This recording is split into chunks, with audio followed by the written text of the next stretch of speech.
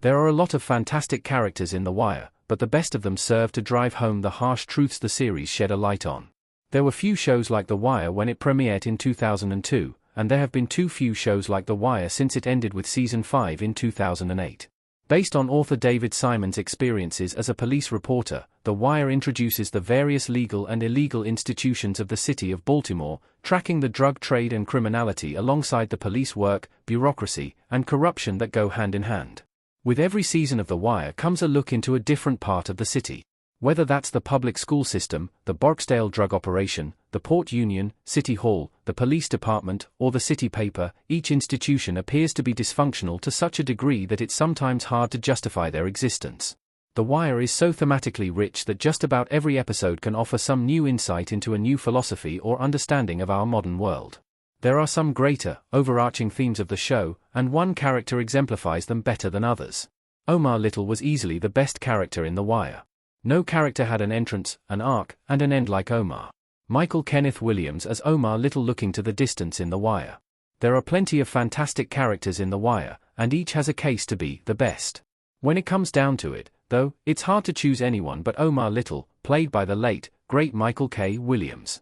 From the moment he first strolls on screen, carrying a large shotgun lazily, whistling, "The Farmer in the Dell," you don't need to hear the neighborhood yelling their warning, "Omar's coming yo," to know that this is one bad man.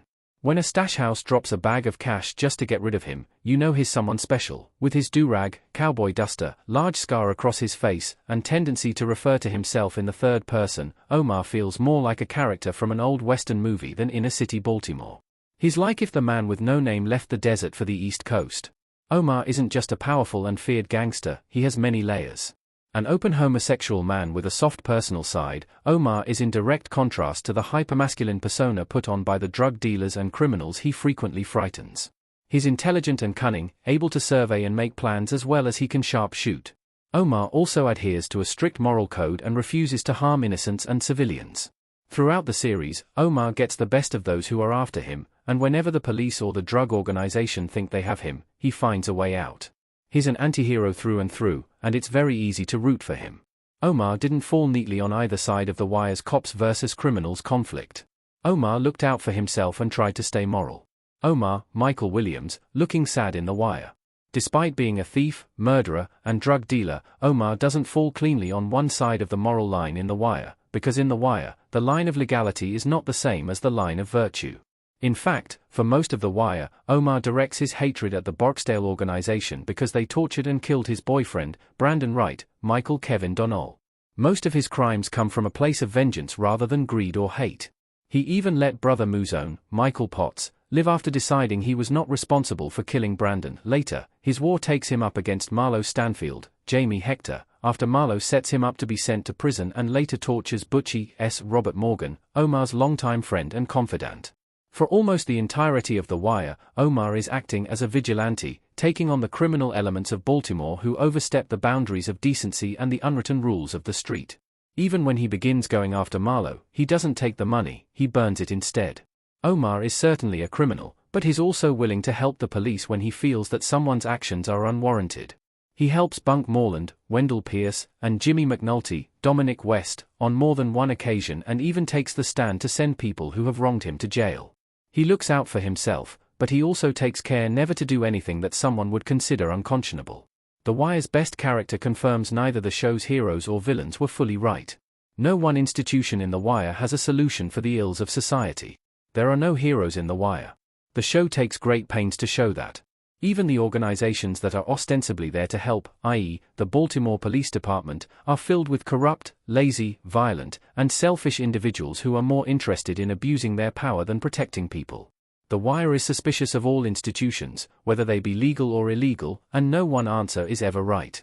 Even Bunny Colvin, Robert Wisdom, who seemed the most interested in doing good, failed in his attempts to social engineer the drug trade in Baltimore. Omar is a criminal, but he tries his best to still maintain a moral backbone. He takes his grandmother to church, looks out for those he loves, and tries to keep his killing to a minimum.